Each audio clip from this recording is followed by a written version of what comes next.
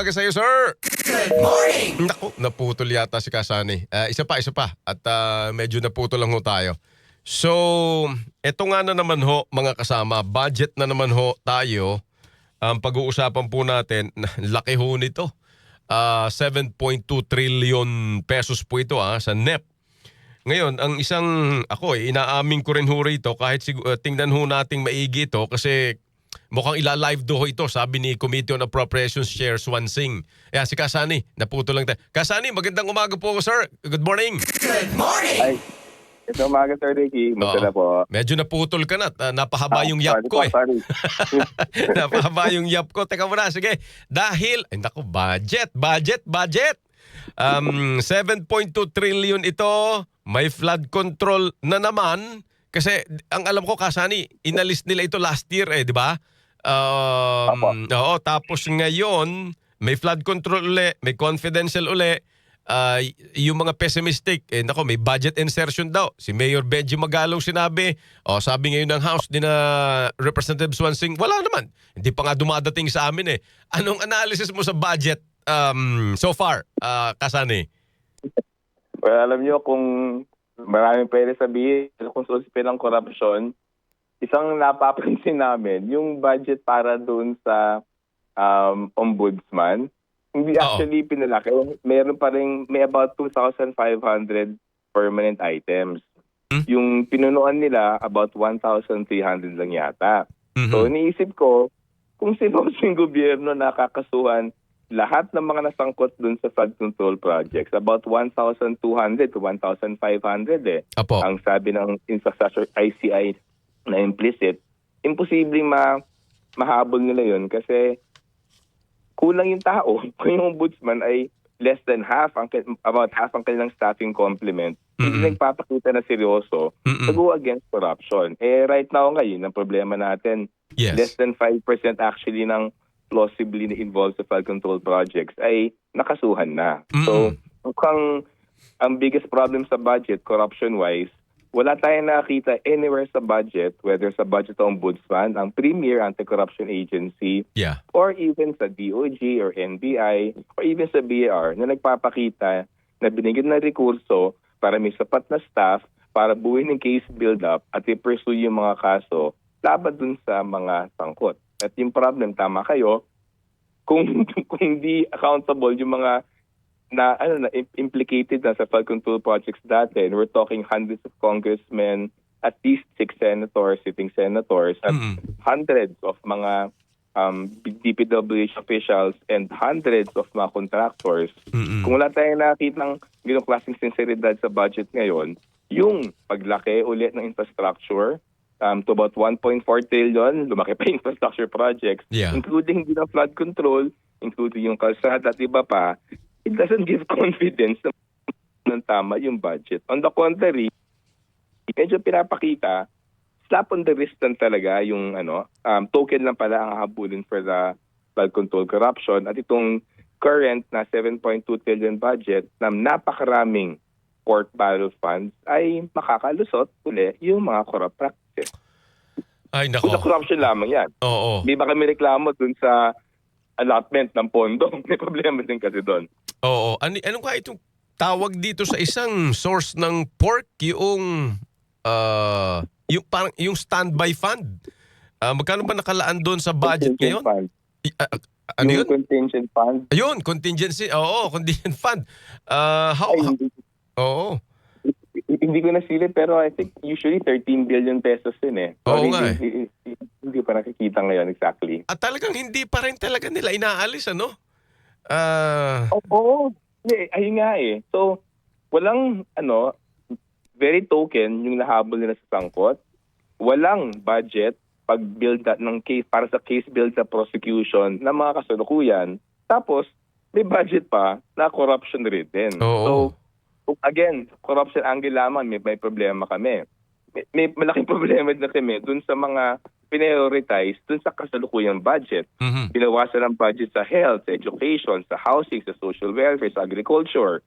Ang lumaki, infrastructure, bayad utang, yung military uli. So medyo sinasabi ni Pangulo Marcos, our commitment to a resilient, inclusive, and prosperous nation. Oo. Hindi namin nakita kasi sa ngayon, ang pinakamalaking increase actually nasa debt service.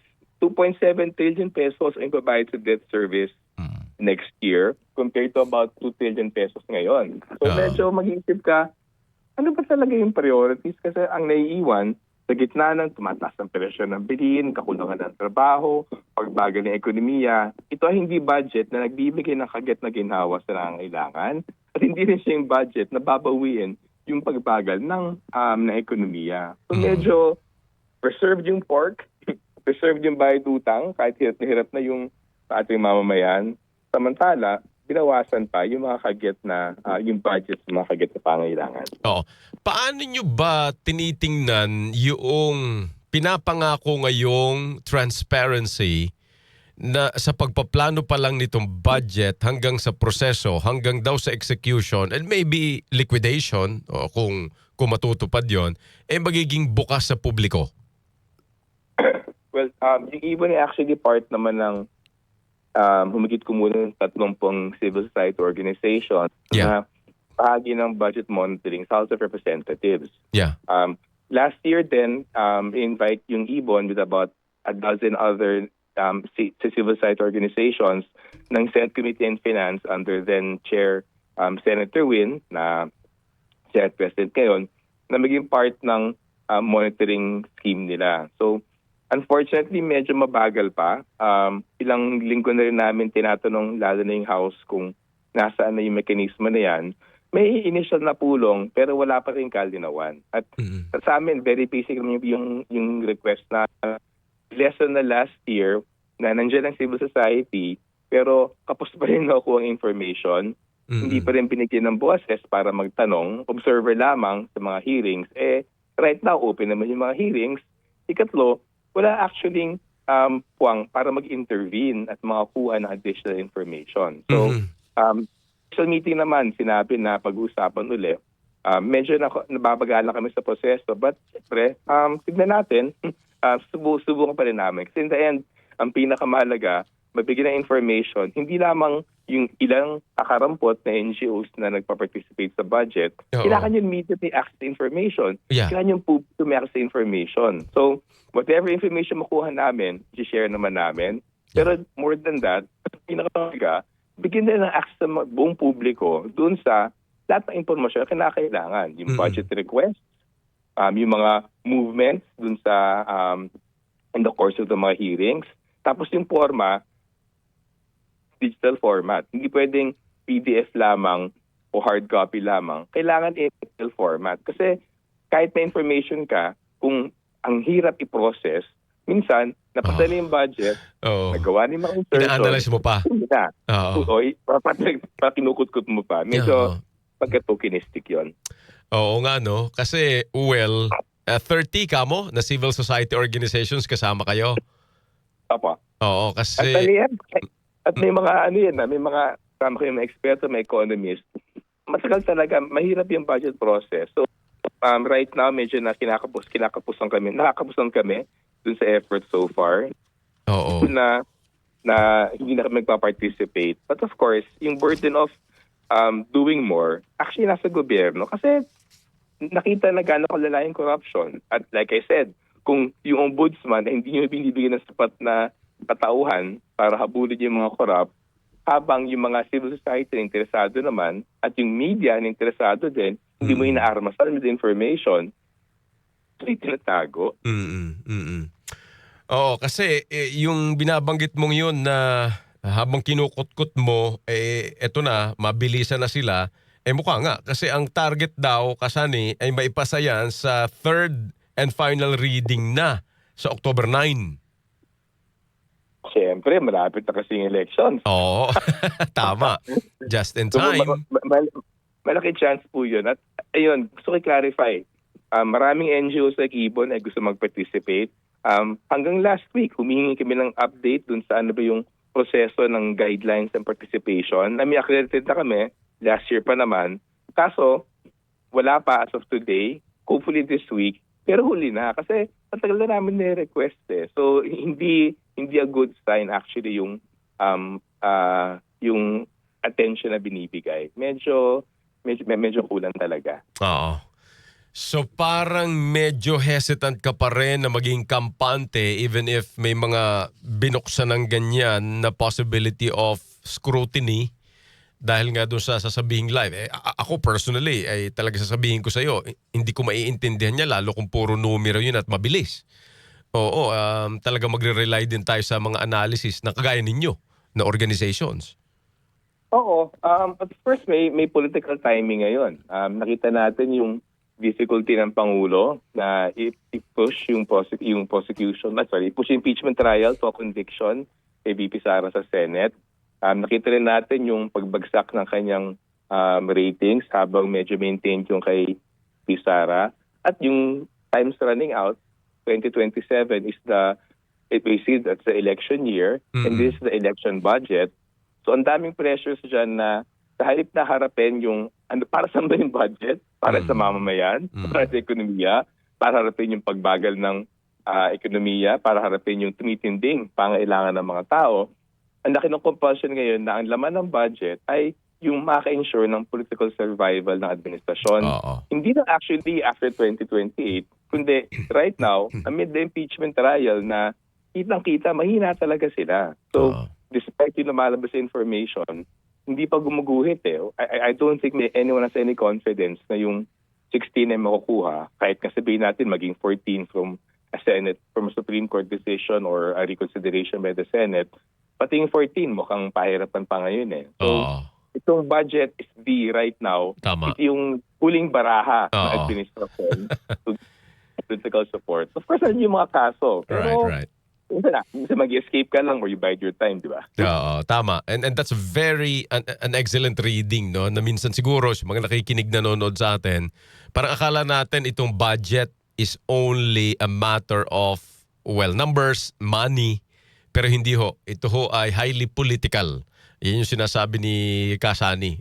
This is an election budget and huling baraha ng administrasyong ito kasi kulelat pa rin hanggang ngayon sa mga survey.